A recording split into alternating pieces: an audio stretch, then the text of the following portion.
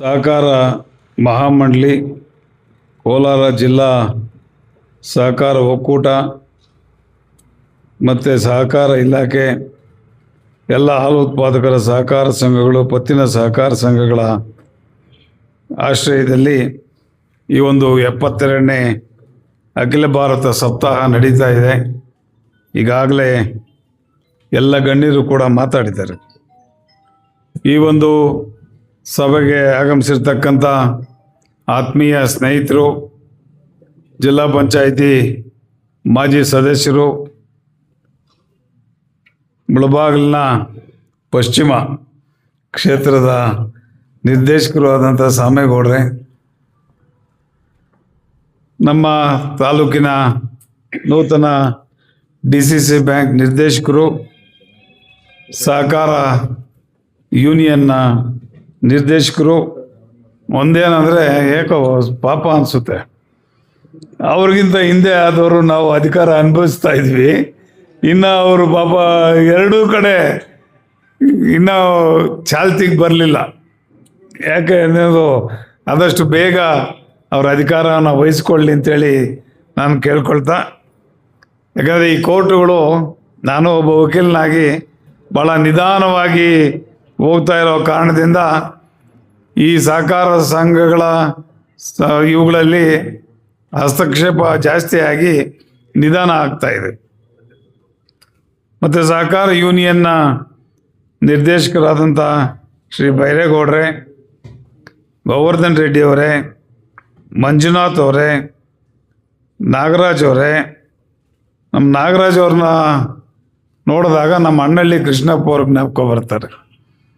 ಯಾಕೆಂತಂದರೆ ನಮ್ಮ ಜೊತೆ 2 ಬಾರಿ ನಿರ್ದೇಶಕರಾಗಿದ್ದರು. ಅವರು ಕೂಡ ಸಹಕಾರ ಒಂದು ಇದರಲ್ಲಿ ಎಷ್ಟೊಂದು ಆಸಕ್ತಿ ವಹಿಸ್ಕೊಂಡಿದ್ರು ಅನ್ನೋದನ್ನು ಇವತ್ತು ನಾನು ಜ್ಞಾಪಿಸ್ಕೋಬೇಕಾಗ್ತದೆ. ಆಗ ನಾಗರಾಜ್ ಅವರೇ, ಮಂಜುನಾಥ್ ರೆಡ್ಡಿ ಅವರೇ, ಶಂಕರ್ ಅವರೇ, ಲಕ್ಷ್ಮೀನಾರಾಯಣ ಅವರೇ, ಮುರಳೀಗೌಡ್ರೆ, ಶಿವಶಂಕರ್ ಅವರೇ, ಡೆಪ್ಟಿ ಮ್ಯಾನೇಜರ್ ಆದ ಕಿರಣ್ ಅವರೇ, ಮತ್ತು ಎಲ್ಲ ಆತ್ಮೀಯ ಹಾಲು ಉತ್ಪಾದಕರ ಸಹಕಾರ ಸಂಘಗಳ ಅಧ್ಯಕ್ಷರೇ, ಪತ್ತಿನ ಸಹಕಾರ ಸಂಘದ ಎಲ್ಲ ನಿರ್ದೇಶಕರೇ, ಆತ್ಮೀಯ ಕಾರ್ಯದರ್ಶಿ ಮಿತ್ರರೇ, ಪತ್ರಕರ್ತ ಮಿತ್ರರೇ, ಈಗಾಗಲೇ ಎಲ್ಲ ನಮ್ಮ ಸಹಕಾರಿ ಧುರೀಣರು ಕೂಡ ತಮ್ಮನ್ನು ಉದ್ದೇಶಿಸಿ ಮಾತಾಡಿದ್ದಾರೆ. ಆದರೂ ಕೂಡ ನನ್ನ ಕೆಲಸ ಈಗ ಸುಲಭ. ಆದರೂ ಕೂಡ 1-2 ಮಾತನ್ನು ನಾನು ಮಾತಾಡೋದಕ್ಕೆ ಇಚ್ಛೆ ಪಡ್ತಾ ಇದ್ದೇನೆ. ಒಂದು, ಆತ್ಮನಿರ್ಭರ ಭಾರತ ಅಂದರೆ ಸ್ವಾವಲಂಬನೆ ಆಗಬೇಕು. ಭಾರತ ಸ್ವಾವಲಂಬನೆ ಆಗಬೇಕಾದ್ರೆ ನಮ್ಮ ಪಾತ್ರ ಏನಿದೆ ಅನ್ನೋದನ್ನು ನಾವು ಇವತ್ತಿನ ದಿವಸ ತಿಳ್ಕೋಬೇಕಾಗ್ತದೆ. ಸಹಕಾರ ಸಂಘಗಳ ಪಾತ್ರ ನಮ್ಮ ದೇಶವನ್ನು ಕಟ್ಟೋ ಇದರಲ್ಲಿ ಬಹಳಷ್ಟು ಮಹತ್ತರವಾದಂಥ ಒಂದು ಪಾತ್ರವನ್ನು ಇದೆ ಮತ್ತು ನಾವು ನಿರ್ವಹಿಸಬೇಕಾಗ್ತದೆ. ಯಾಕೆಂತಂದರೆ ಭಾರತ ಚೆನ್ನಾಗಾಗಬೇಕು, ಅಭ್ಯುದಯ ಆಗಬೇಕು, ಬೆಳಿಬೇಕು ಅನ್ನೋ ಒಂದು ಕಾರಣದಿಂದ ಈ ಆತ್ಮನಿರ್ಭರ ಮತ್ತು ಸ್ವಾವಲಂಬನೆ ಭಾಳ ಮುಖ್ಯ ಆಗ್ತದೆ. ಯಾಕೆಂತಂದರೆ ಮೊದಲಿಗೆ ಅನೇಕ ವರ್ಷಗಳ ಹಿಂದೆ ನಾವು ನಮ್ಮ ಆಗುಹೋಗುಗಳಿಗೆ, ನಮ್ಮ ದಿನನಿತ್ಯದ ಬೇಕು ಬೇಡಗಳಿಗೆ ಬೇರೆ ದೇಶಗಳ ಮೇಲೆ ಅವಲಂಬಿತವಾಗಿರ್ತಕ್ಕಂಥ ವಿಚಾರವನ್ನು ನಾವು ತಿಳ್ಕೊಂಡಿದ್ದೀವಿ. ಆದರೆ ಈಗ ಆದಷ್ಟು ನಮ್ಮ ದೇಶದ ಸ್ವಾವಲಂಬನೆಯತ್ತ ಮುಂದೆ ಹೋಗ್ತಾ ಇದ್ದೀವಿ. ನಾವು ಇಂಡಿಜಿನಿಯಸ್ ಅಂದರೆ ನಾವೇ ಅನೇಕ ತಯಾರಿಕೆಗಳನ್ನು ಮಾಡ್ತಾ ಇದ್ದೀವಿ. ಈ ತಯಾರಿಕೆಯಲ್ಲಿ ನಮ್ಮ ಪಾತ್ರ, ಸಹಕಾರ ಸಂಘಗಳ ಪಾತ್ರ ಕೂಡ ಭಾಳ ಜಾಸ್ತಿ ಆಗಬೇಕು, ಜಾಸ್ತಿ ಆಗ್ತಾ ಇದೆ ಅಂತೇಳಿ ಈ ಸಂದರ್ಭದಲ್ಲಿ ನಾನು ಹೇಳೋದಕ್ಕೆ ಇಚ್ಛೆ ಪಡ್ತಾ ಇದ್ದೇನೆ. ಬಂಧುಗಳೇ, ಒಂದು ಸಹಕಾರ ಸಂಘವನ್ನು ನಾವು ನಿರ್ನಾಮ ಮಾಡೋದು ಭಾಳ ಈಸಿ. ಆದರೆ ಒಂದು ಸಹಕಾರ ಸಂಘವನ್ನು ಕಟ್ತಕ್ಕಂಥದ್ದು ಭಾಳ ಕಷ್ಟವಾದಂಥ ಕೆಲಸ.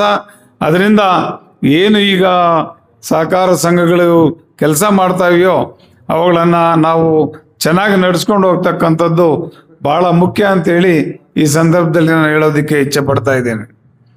ಬಂಧುಗಳೇ, ಈಗಾಗಲೇ ನಮ್ಮ DCC ಬ್ಯಾಂಕ್ ಬಗ್ಗೆ ಅನೇಕ ನಮ್ಮ ನಿರ್ದೇಶಕರು ಎಲ್ಲ ಹೇಳಿದರು.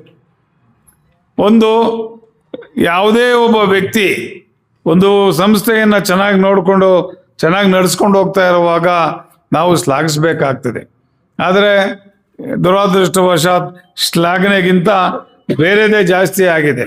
ಇವತ್ತು DCC ಬ್ಯಾಂಕನ್ನು ಯಾರು ಕೂಡ ನಂಬದೇ ಇರೋಂಥ ಸ್ಥಿತಿಗೆ ತೆಗೆದುಕೊಂಡು ಹೋಗ್ಬಿಟ್ಟಿದ್ದಾರೆ.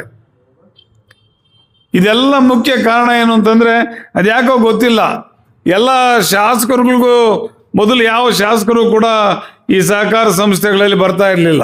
ಈಗ ಶಾಸಕರಿಗೆ ಕಂಡು ಬಿದ್ದುಬಿಟ್ಟಿದೆ ಇವುಗಳ ಮೇಲೆ. ಅದರಲ್ಲಿ ನಮ್ಮ ಜಿಲ್ಲೆಯಲ್ಲಿ 2 ಪ್ರಮುಖವಾದಂಥ ಸಂಸ್ಥೆಗಳು, ಒಂದು ಹಾಲು ಒಕ್ಕೂಟ, ಇನ್ನೊಂದು DCC ಬ್ಯಾಂಕ್. ನೀವೇ ನೋಡಿ ಎಷ್ಟು ಜನ MLAಗಳು ಇವುಗಳಲ್ಲಿ ಬಂದಿದ್ದಾರೆ ಅಂತ.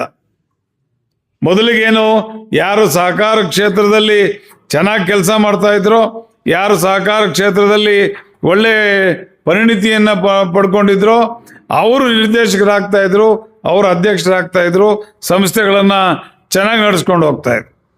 ಈಗ MLA ಕೆಲಸ ಮಾಡೋಕ್ಕೆ ಬಿಡುವಿರಲ್ಲ. ಸರಿಯಾದ ಕೆಲಸ ಮಾಡಿದ್ರೆ MLAಗಳು ಅವರು MLA ಕೆಲಸ ಮಾಡೋಕ್ಕೆ ಬಿಡುವಿರಲ್ಲ.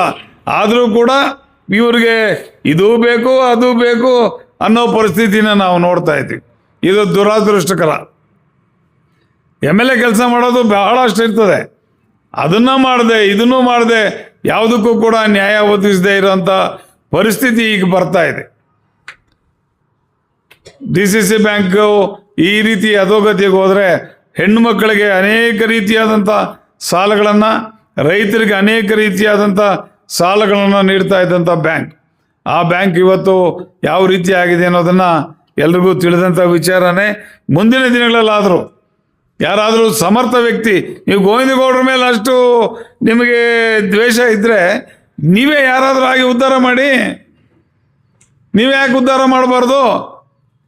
ನೀವು ಅದನ್ನು ಉದ್ಧಾರ ಮಾಡೋದು ಬಿಟ್ಟು ಕೋರ್ಟ್ಗಳಲ್ಲಿ ಅಲ್ಕೊಂಡು ಕೋರ್ಟ್ಗಳಲ್ಲೇ ಎಷ್ಟೋ ದಿನಗಳ ಕಾಲಹರಣ ಮಾಡಿ ರೈತರಿಗೆ ಅನ್ಯಾಯ ಮಾಡ್ತಾ ಇದ್ದೀರಿ, ಹೆಣ್ಮಕ್ಳಿಗೆ ನೀವು ಅನ್ಯಾಯ ಮಾಡ್ತಾ ಇದ್ದೀರಿ. ಅದನ್ನು ಬಿಟ್ಟು ಮುಂದೆ ಚೆನ್ನಾಗಿ ನಡೆಸ್ಕೊಳೋದ್ರ ಬಗ್ಗೆ ಗಮನ ಕೊಡಿ. ಒಟ್ಟಿಗೆ ನಮ್ಮ ಕೋಲಾರ ಹಾಲು ಒಕ್ಕೂಟ ಮಾತ್ರ ಭಾಳ ಚೆನ್ನಾಗಿ ನಡೀತಾ ಇದೆ. ಅಫ್ಕೋರ್ಸ್ ಈಗ ಸದ್ಯಕ್ಕೆ ನಷ್ಟದಲ್ಲಿದ್ದರೂ ಕೂಡ ನಾವು ಮುಂದಿನ ದಿನಗಳಲ್ಲಿ ಉತ್ತಮವಾದಂಥ ಲಾಭದ ಸ್ಥಿತಿಗೆ ಬರ್ತೀವಿ ಅಂತ ನಾನು ಹೇಳೋದಕ್ಕೆ ಇಚ್ಛೆ ಪಡ್ತಾ ಇದ್ದೇನೆ. ನಮ್ಮ ಮೇಲೂ ಕೂಡ ಅನೇಕ ಅವ್ಯವಹಾರಗಳನ್ನು ಹೇಳಿ ಎಲ್ಲ ಮಾಡ್ತಾ ಇದ್ದಾರೆ. ಮಾಡಲಿ, ಯಾಕೆ ಅಂತಂದರೆ ಅಪೋಸಿಷನ್ ಅಂದರೆ ಪ್ರತಿರೋಧ ಇದ್ರೇ, ಅಪೋಸಿಷನ್ ಇದ್ರೇ ನಾವು ಕೂಡ ಕೇರ್ಫುಲ್ ಆಗಿರೋದಕ್ಕೆ ಸಾಧ್ಯ ಆಗ್ತದೆ. ಒಂದೇ ಒಂದು ವಿಚಾರನ ನಿಮ್ಮ ಮುಂದೆ ಹೇಳೋದಕ್ಕೆ ಹೇಳ್ತಾ ಇಷ್ಟಪಡ್ತಾ ಇದ್ದೀನಿ. ಸೋಲಾರ್ ಪ್ರಾಜೆಕ್ಟ್ ಅಂತ ಒಂದು ಮಾಡಿದ್ದೀವಿ. ಏನಾದರೂ ತಪ್ಪುಗಳಾಗಿರ್ಬೋದು, ಅದು ನಾನು ಇಲ್ಲ ಅಂತ ಹೇಳಲ್ಲ. ಆದರೆ ಇವತ್ತು ಆ ಸೋಲಾರ್ ಪ್ರಾಜೆಕ್ಟಿಂದ ತಿಂಗಳಿಗೆ 80 ಲಕ್ಷ ರೂಪಾಯಿ ಉಳಿತಾಯ ಆಗ್ತಾ ಇದೆ. ಡೈರಿಗೆ 80 ಲಕ್ಷ ರೂಪಾಯಿ ಉಳಿತಾಯ ಆಗ್ತಾ ಇದೆ. ಡಿಸೆಂಬರ್ಗೆ ನವೆಂಬರ್ನ ತಿಂಗಳಲ್ಲಿ ಯಾವಾಗಲೂ ನಾವು ರೇಟ್ ಕಡಿಮೆ ಮಾಡ್ತಾ ಇದ್ದೀವಿ. ಆದರೆ ಈ ಬಾರಿ ನಾವು ಕಡಿಮೆ ಮಾಡೋಕ್ಕೆ ಹೋಗ್ತಾ ಇಲ್ಲ. ಇದರ ಕಾರಣ ಏನು ಅಂದರೆ ಸೋಲಾರ್ ಪ್ರಾಜೆಕ್ಟಲ್ಲಿ 80 ಲಕ್ಷ ರೂಪಾಯಿ ಬರ್ತಾ ಇದೆ. ಮತ್ತು ಸಂಸ್ಥೆನ ಈಗ ಲಾಭದಾಯಕವಾಗಿ ನಡೆಸ್ಕೊಂಡು ಹೋಗ್ತಾ ಇರೋದ್ರಿಂದ ಈ ಸಾರಿ ನಾವು ಯಾವುದೇ ಸಂದರ್ಭದಲ್ಲಿ ಕೂಡ ನಾವು ರೇಟನ್ನು ಕಡಿಮೆ ಮಾಡದೆ ಅದೇ ರೇಟನ್ನು ಮುಂದುವರಿಸ್ಕೊಂಡು ಹೋಗ್ತೀವಿ ಅಂತೇಳಿ ಈ ಸಂದರ್ಭದಲ್ಲಿ ಹೇಳೋದಕ್ಕೆ ಇಚ್ಛೆ ಪಡ್ತಾ ಇದ್ದೇನೆ. ಒಂದು ಸಹಕಾರ ಸಂಸ್ಥೆ ಚೆನ್ನಾಗಿ ನಡೆದ್ರೆ ಅದರಿಂದ ಎಲ್ರಿಗೂ ಅನುಕೂಲ ಆಗ್ತದೆ. ಆ ಒಂದು ನಿಟ್ಟಿನಲ್ಲಿ ಸಹಕಾರ ಸಂಘಗಳನ್ನು, ಸಹಕಾರ ಒಕ್ಕೂಟಗಳನ್ನು, ಸಹಕಾರದ ಸಂಸ್ಥೆಗಳನ್ನು ನಾವು ಇನ್ನೂ ಹೆಚ್ಚಾಗಿ ಹುಟ್ಟಾಕಬೇಕು. ಮತ್ತು ನಾವು ಸ್ವಾವಲಂಬನೆ ಸಾಧಿಸೋ ಕಡೆ ಬರೀ ಹಾಲು ಉತ್ಪಾದನೆ, ಹಾಗೆ ಬರೀ DCC ಬ್ಯಾಂಕು ಸಾಲ ಕೊಡೋದು ಇವುಗಳಲ್ಲಿ ಮಾತ್ರ ಇದ್ದರೆ ಸಾಲದು. ಇನ್ನು ಅನೇಕ ರೀತಿಯಾದಂಥ ಸಹಕಾರ ಸಂಘಗಳನ್ನು ನಾವು ಸ್ಥಾಪಿಸ್ಬೋದು. ಅದನ್ನು ನಾವು ಮನಗಂಡು ಅನೇಕ ರೀತಿಯ ಸಹಕಾರ ಸಂಸ್ಥೆಗಳನ್ನು, ಒಂದು ಉದಾಹರಣೆ ಹೇಳ್ತೀನಿ. ಯಾಕೆ ಅಂತಂದರೆ ಯಾವ ರೀತಿ ಆಗ್ತದೆ ಸಹಕಾರ ಸಂಸ್ಥೆಗಳು ಅಂತಂದರೆ, ನಾನು ಡೈರೆಕ್ಟರ್ ಆಗಿದ್ದಾಗ ಇಲ್ಲಿ 2ನೇ ಸಾರಿ ಡೈರೆಕ್ಟರ್ ಆಗಿದ್ದಾಗ ಒಂದು ಪತ್ತಿನ ಸಹಕಾರ ಸಂಘ ಮಾಡಿದೆ. ಎಲ್ಲರಿಗೂ ಸುಮಾರು 70-80 ಜನಕ್ಕೆ 1,00,000 ರೂಪಾಯಿ 50,000 ರೂಪಾಯಿ ಸಾಲ ಕೊಡಿಸಿದ್ದೆ. ಎಲ್ಲ ಒಂದು ಶೇರನ್ನು ಕಲೆಕ್ಟ್ ಮಾಡಿ 70,000 50,000 ಹಸು ಕೊಂಡ್ಕೊಳ್ಳೋದಕ್ಕೆ ಎಲ್ಲ ಕಡೆ ಕೊಟ್ಟಿದ್ದೆ. ನಾನು ದುರಾದೃಷ್ಟವಶಾತ್ 3ನೇ ಸಾರಿ ಸೋತ್ಬಿಟ್ಟೆ. ನಾನು ಸೋತ್ಬಿಟ್ಟ ತಕ್ಷಣವೇ ಯಾರೂ ಆ ದುಡ್ಡು ಕಟ್ಟಬೇಡಿ ಅಂತ ಹೇಳಿದ್ರು ನಿರ್ದೇಶಕರು, ಮತ್ತು ನಿರ್ದೇಶಕರು ಆದರು ಆ ದುಡ್ಡು ಕಟ್ಟೋಷ್ಟಿಲ್ಲ, ಕಟ್ಟಬೇಡಿ ಅಂತ. ಆ ಸಂಘ ಮುಚ್ಚೋಯ್ತು. ಆ ಸಂಘ ಇದ್ದಿದ್ರೆ ಈಗ ಅನುಕೂಲ ಯಾರಿಗಾಗ್ತಾ ಇತ್ತು? 50,000 ರೂಪಾಯಿ 70,000 ರೂಪಾಯಿ ಹಸು ಕೊಂಡ್ಕೊಳ್ಳೋಕೆ ಸಾಲ ಕೊಡ್ತಾ ಇದ್ವಿ. ಅಂತ ಇದನ್ನು ನಾವು ಮುಚ್ಚುವಂಥ ಸ್ಥಿತಿ ಬಂತು, ಮುಚ್ಚಿದ್ವಿ. ಪ್ರಯೋಜನ ಏನಾಯಿತು? ಅದನ್ನು ನಡೆಸ್ಕೊಂಡು ಹೋಗಿದ್ದಿದ್ರೆ ಈಗಲೂ ಕೂಡ ಅದು ಭಾಳ ಚೆನ್ನಾಗಿ ನಡೀತಾ ಇತ್ತು. ಆದರೆ ರಾಜಕೀಯ ದುರುದ್ದೇಶದಿಂದ ರಾಜಕೀಯವನ್ನು ಅದರಲ್ಲಿ ಬೆರೆಸಿ ಆ ಸಂಸ್ಥೆ ನಾಶ ಆಗೋದಕ್ಕೆ ಕಾರಣರಾದು.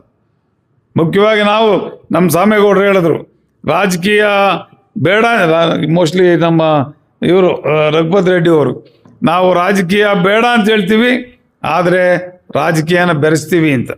ಆದಷ್ಟು ನಾವು ಈ ಸಹಕಾರ ಸಂಸ್ಥೆಗಳಲ್ಲಿ ರಾಜಕೀಯನ ಬೆರೆಸದೇ ಇದ್ದರೆ ಈ ಸಂಘಗಳು ಭಾಳ ಚೆನ್ನಾಗಿ ನಡ್ಕೊಂಡು ಹೋಗ್ತವೆ ಅಂತ ಹೇಳ್ತಾ, ಈ ಒಂದು ಸಂದರ್ಭದಲ್ಲಿ ನನ್ನನ್ನು ಕರೆಸಿ 2 ಮಾತು ಹೇಳಲಿಕ್ಕೆ ಅವಕಾಶ ಕೊಟ್ಟಂಥ ಎಲ್ರಿಗೂ ವಂದಿಸಿ 2 ಮಾತನ್ನು ಮುಗಿಸ್ತಾ ಇದ್ದೇನೆ. ಜೈ ಹಿಂದ್, ಜೈ ಕನ್ನಡ.